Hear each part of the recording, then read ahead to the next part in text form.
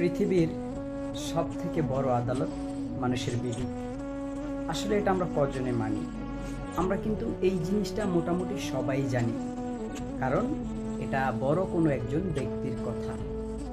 একটা কথা সবসময় আমাদের মনে রাখা উচিত, সেটা হচ্ছে মানুষের কাছে ভালো হওয়ার থেকে তুমি তোমার নিজের বিবেকের কাছে আগে ভালো হও, তাতেই তুমি শান্তি পাবে এবং তুমি তোমার বিচার এবং বাহিরের যে কোনো মানুষের বিচার করতে গেলে তুমি সঠিক বিচার করতে পারবে।